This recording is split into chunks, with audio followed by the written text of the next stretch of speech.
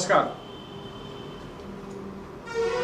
लगातार आप देख रहे हैं कि बिहार में विधानसभा चुनाव का जो दौर चल रहा है उसमें राजनीतिक दलों का एक बड़ा ग्रुप काम कर रहा है अपने अपनी पार्टियों को जिताने के लिए। देश पिछले 6 सालों से हिंदूवादी संगठन और हिंदूवादी राजनीतिक पार्टी के हाथों में है।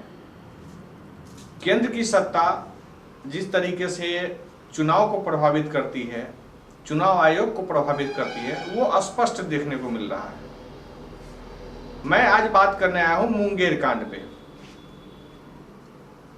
अब तक जो मुंगेर कांड में चुनाव आयोग ने भी कुछ एक्शन लिया, वह इसलिए लिया क्योंकि हिंदूवादी जो लोग हैं यानी आम पब्लिक जो है उनकी गतिविधि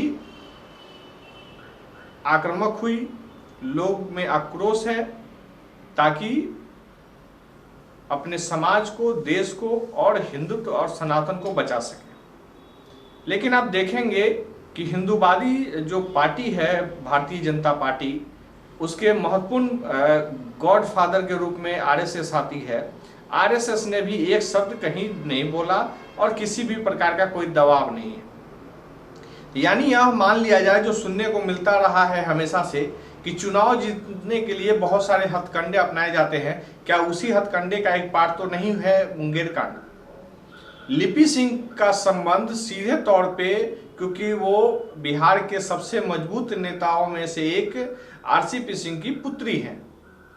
आपने देखा होगा कि बहुत सारे आईएएस आईपीएस जीवन भर एसपी बनने के लिए सोचते रह जाते हैं, बहुत समय और संघर्ष करना पड़ता है। लेकिन लिपि सिंह को लगातार हर एक जगह पोस्टिंग मिलती चली गई और वो बहुत तेजी से काम कर रही है।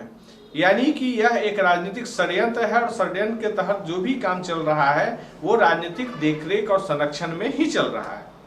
एक आईएएस अधिकारी को जब तक, एक आईएएस आईपीएस को जब तक कोई पावर और ताकत न दे दे राजनीतिक दल, आज के इस समय में संभव नहीं है कि वो कोई भी काम कर सके।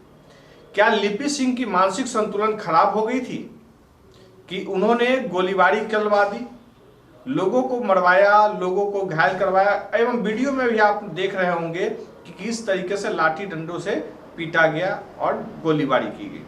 तो क्या आज लिपि सिंह ही सिर्फ दोषी है या लिपि सिंह के पीछे का भी कोई कहानी है, सच है और सच्चाई है?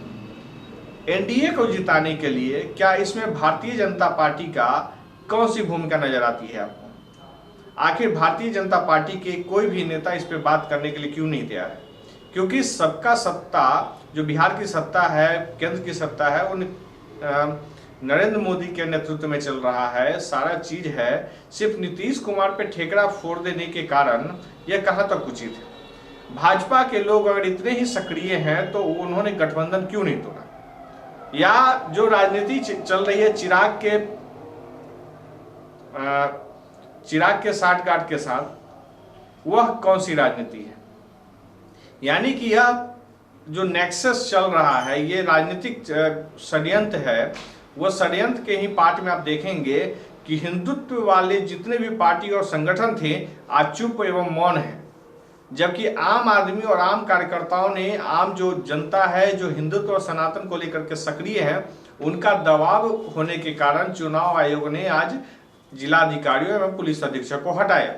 लेकिन क्या किसी की हत्या कर देना या करा देना इतना आसान है कि वो आईएएस आईपीएस है उसको मुक्ति मिल गई सिर्फ हटा देने से? क्यों नहीं लिपि सिंह को फांसी की सजा हो? क्योंकि उन्होंने एक वेल प्लान तरीके से हत्या की है और करवाई है।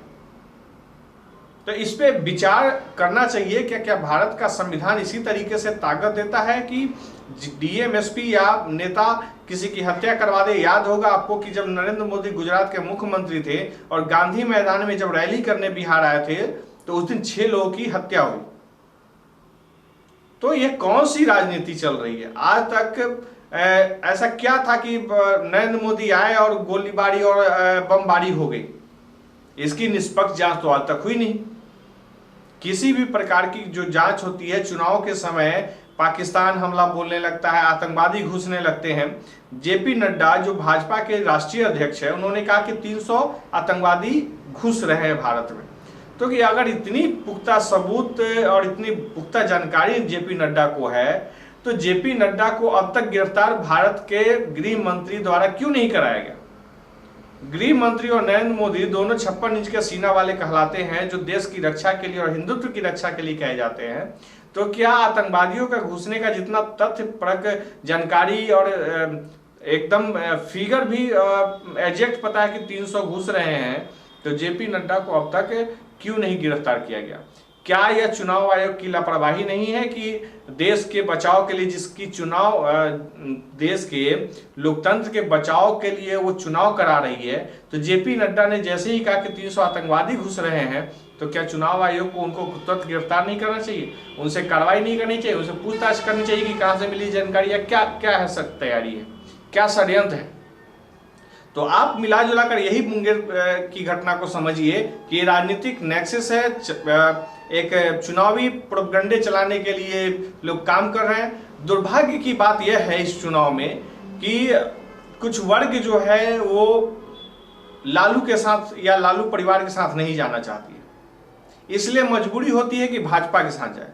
लेकिन भाजपा और एनडीए के साथ जाने में अब कुछ वर्ग तैयार नहीं है और वो चाहते हैं कि एक नया विकल्प, और इस विकल्प के कारण ही पुष्पम प्रिया चौधरी, आशुतोष कुमार जैसे लोग या नए पार्टी के रूप में पप्पू यादव वगैरह का अस्तित्व वजूद में आ चुका है।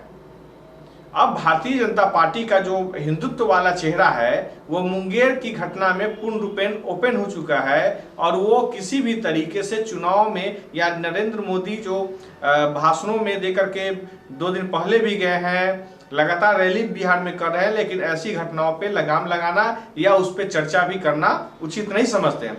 याद होगा कि कोरोना काल में रातों रात उन्होंने पूरे भारत को बंद करा दिया ताकत के बल पे, लेकिन उन्हें कहीं से यह उचित नहीं लगा कि आम आदमी जब आक्रोशित हो जाएगा तो क्या होगा।